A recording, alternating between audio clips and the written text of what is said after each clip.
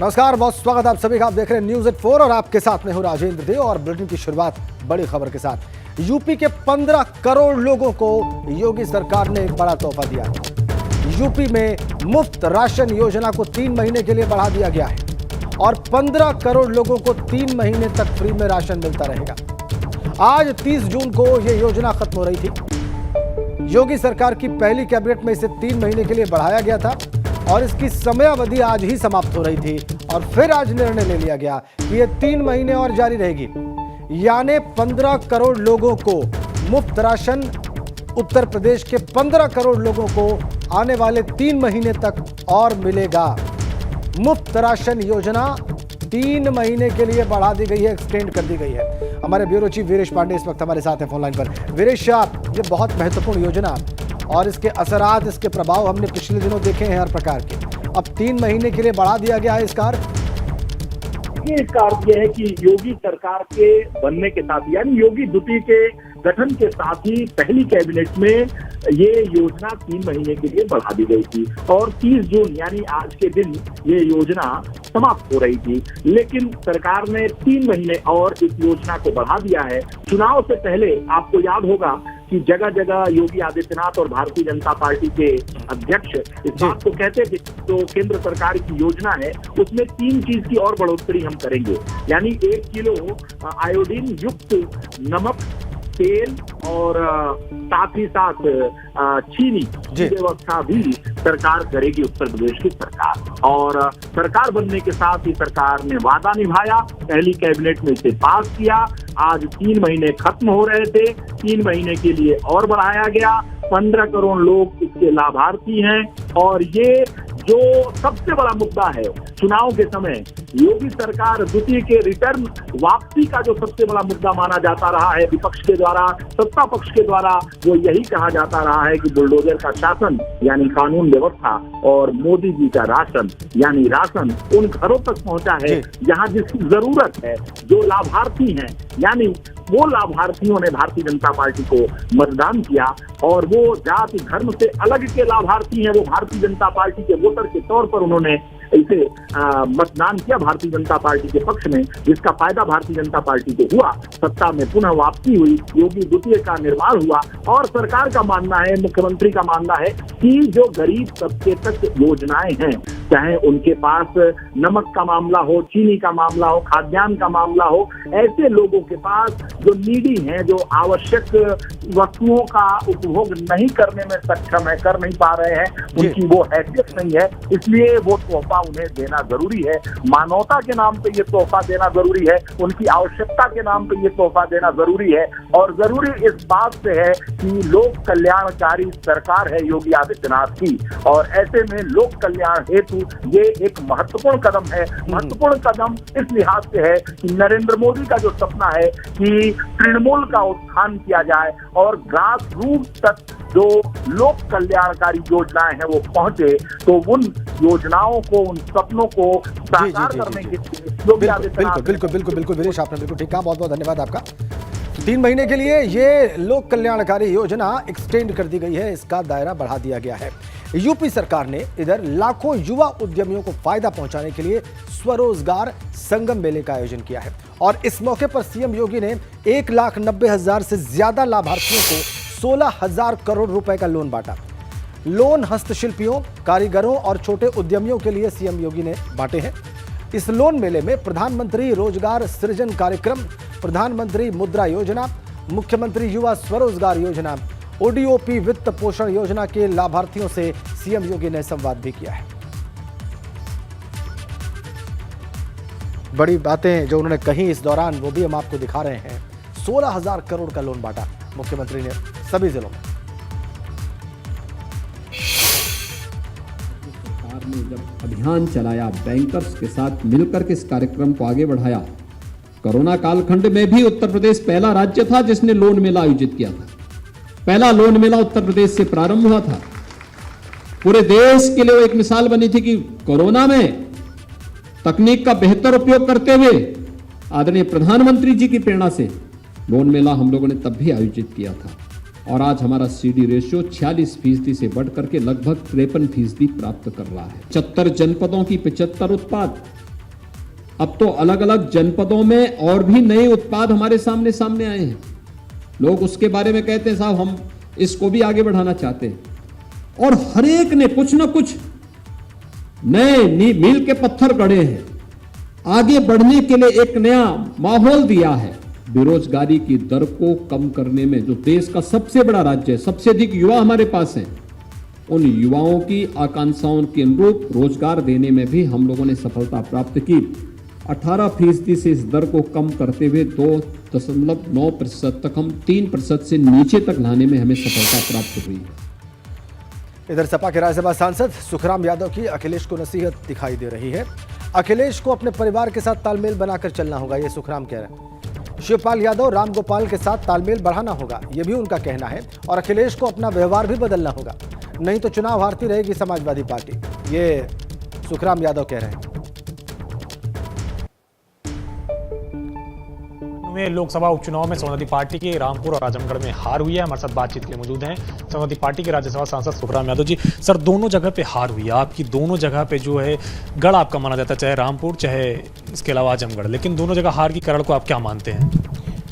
तालमेल का अभाव हार का मुख्य कारण है। ये तालमेल अखिलेश यादव भी प्रचार के लिए लेने के लिए, वो तो उनकी रणनीति थी और रणनीति का पालन उन्होंने किया। क्यों किया इस पर कभी चर्चा नहीं की, मैं इस पर नहीं बोल पाऊंगा। लेकिन जब पार्टी का नेतृत्व ही आगे नहीं निकलता है तो उसका प्रभाव पड़ता है। तो नेतृत्व का ना निकलना भी एक इसका कमी रही और इस कारण भी हमें नुकसान हुआ। तालमेल की कमी की बात की, किसके बीच में तालमेल की कमी रही है? तालमेल पार्टी के नेताओं और पार्टी का नेतृत्व करने वालों के बीच में कमी है और जब तक ये कमी रहेगी मैं समझता हूँ रिजल्ट ही आते रहेंगे। तो आजमगढ़ और रामपुर लोकसभा उपचुनाव परिणाम के 4 दिन बाद आज बसपा सुप्रीमो मायावती ने बड़ी बैठक की। इस बैठक में प्रदेश के सभी 18 मंडलों के वरिष्ठ पदाधिकारियों के साथ कई नेता शामिल हुए और इस दौरान पार्टी के संगठन को जमीनी स्तर पर मजबूत करने के साथ साथ जनाधार को तेजी से बढ़ाने का फैसला लिया गया है। मायावती ने नेताओं को निर्देश दिए कि विरोधियों के हथकंडे के कारण अपार जन समर्थन होते हुए भी सही समय पर वोट ट्रांसफर नहीं हो पाता है और इसीलिए सजग होकर काम करना है।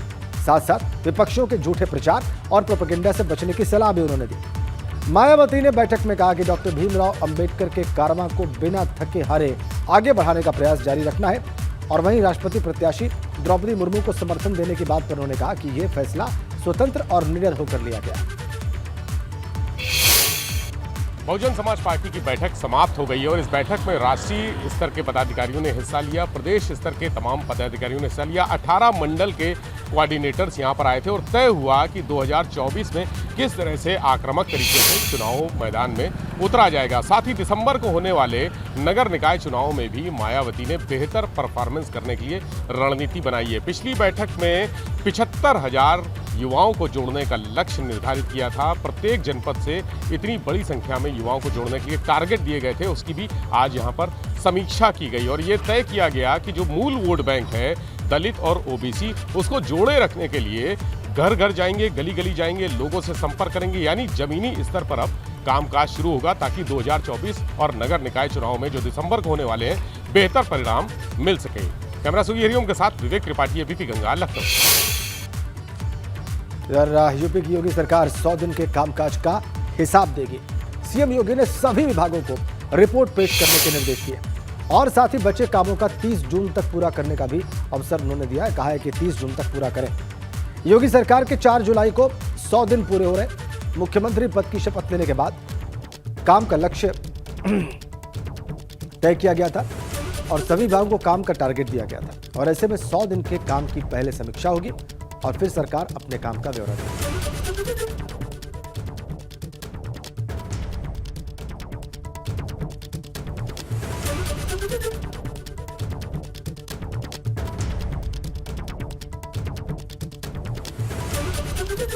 तो 100 दिन का कामकाज जो तय किया गया था उसके लिए 30 जून का समय दे दिया है मुख्यमंत्री ने। 30 जून तक सारे कामकाज पूरे हो जाएं और सभी विभाग अपनी रिपोर्ट दें। और यूपी सरकार के 100 दिनों पर कांग्रेस नेता प्रमोद तिवारी ने जोरदार हमला बोला है। उन्होंने कहा है कि सरकार ने 100 दिन में कोई काम नहीं किया, सिर्फ नफरत फैलाने का काम किया। सरकार ने बजट सत्र सही से नहीं चलाया, सिर्फ बुलडोजर चलाया, वो भी सुप्रीम कोर्ट में अटका है। उत्तर प्रदेश सरकार के दूसरे कार्यकाल के 100 दिन पूरे होने वाले हैं और इसको लेकर के प्रदेश सरकार भव्य जश्न की तैयारियां कर रही है। हमारे साथ बातचीत के लिए मौजूद हैं कांग्रेस के वरिष्ठ नेता और राज्यसभा सांसद प्रमोद तिवारी जी। सर, 100 दिन पूरे होने वाले हैं, अब जश्न की तैयारी चल रही, तमाम सारे बीजेपी के बड़े नेताओं की प्रेस वार्ता भी होनी है। भाजपा हमेशा जश्नी में डूबी रहती है। अभी तक चुनाव जीतने का जश्न था, जो इन्हें नहीं जीतना चाहिए था जीत लिए।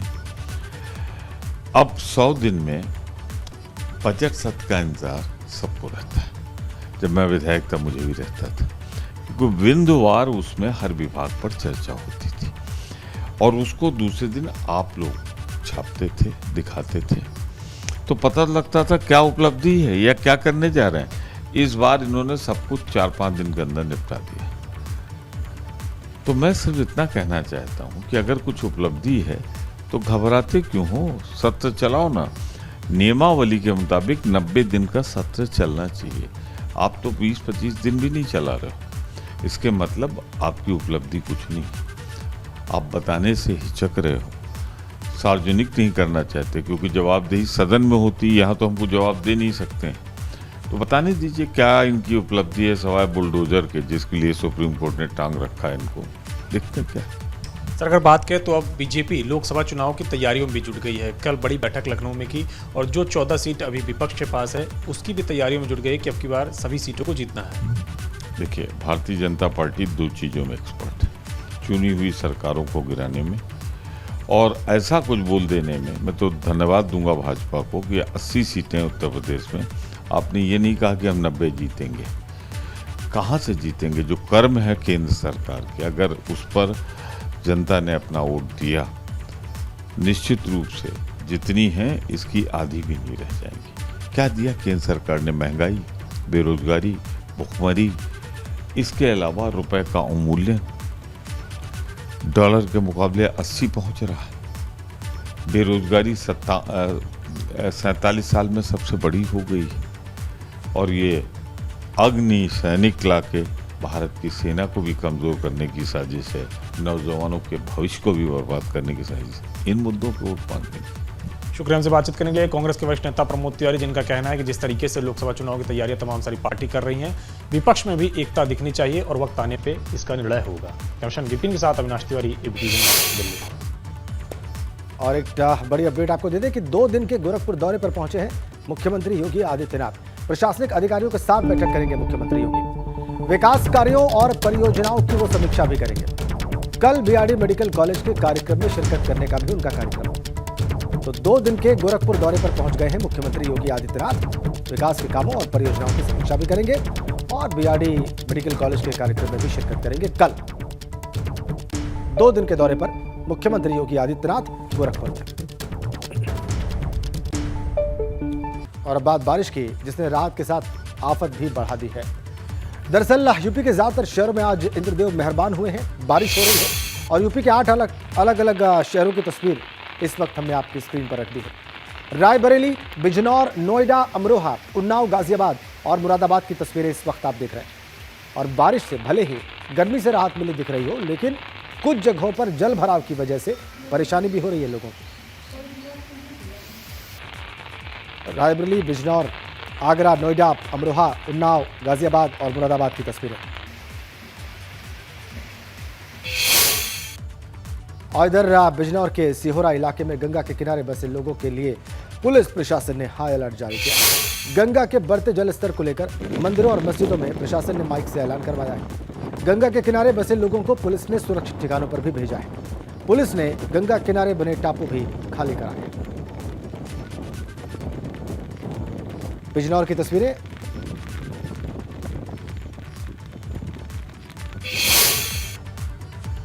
इधर श्रावस्ती में राप्ती नदी का जलस्तर बढ़ गया है। राप्ती नदी खतरे के निशान से 10 सेंटीमीटर ऊपर बह रही है। नदी का जलस्तर बढ़ने से लोगों में दहशत है। नदी किनारे बसे कई मकानों पर भी खतरा मंडरा रहा है और ऐसे में करीब 12 घर हैं जो राप्ती नदी के बहाव की चपेट में आ सकते हैं।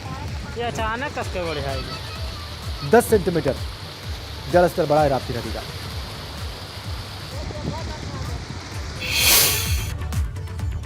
इधर औरैया में यमुना नदी के किनारे बसे कई गांव में प्रशासन ने बाढ़ के खतरे को देखते हुए एहतियात बरतना शुरू कर दिया है। अस्ता गांव बरसात के सीजन में लोगों को अपने घर खाली कर सुरक्षित स्थानों पर शिफ्ट होना पड़ता है, मगर इस बार प्रशासन ही ग्रामीणों को सुरक्षित स्थान पर शिफ्ट करने की तैयारी कर रहा है।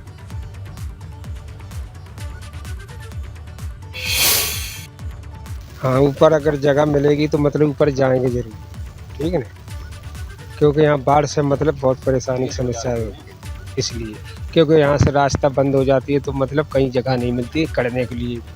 ये रास्ता आगे है ना, अभी भी बंद हो जाता है। लास्ट ईयर जो हमारे जनपद में बाढ़ आई और पिछले वाले सारे रिकॉर्ड्स टूटे थे और ये देखा गया कि तहसील औरैया में अस्ता गांव है, जब भी बाढ़ आती है तो वो एक टापू बन जाता है और जो आबादी का क्षेत्र है वो पूरा डूब जाता है। तो इसके मद्देनजर माननीय मुख्यमंत्री महोदय जी का यहाँ पर दौरा हुआ था, उसमें भी ये निर्देश दिए गए थे कि जब बार बार बाढ़ में इन लोगों का आबादी पूरी डूब जाती है तो क्यों ना इनका विकल्प देखा जाए।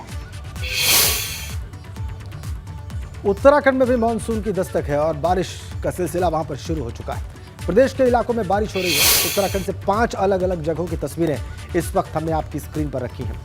राजधानी दून में मौसम बदल गया है। अल्मोड़ा, रानीखेत, हल्द्वानी में भी बारिश हुई है और पिथौरागढ़ में बारिश के बाद नदियां उफान पर हैं और लोगों की मुश्किलें बढ़ी हुई हैं।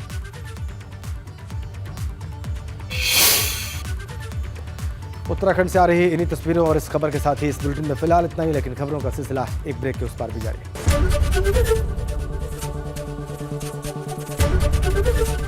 एबीपी गंगा, खबर आपकी, जुबान आपकी।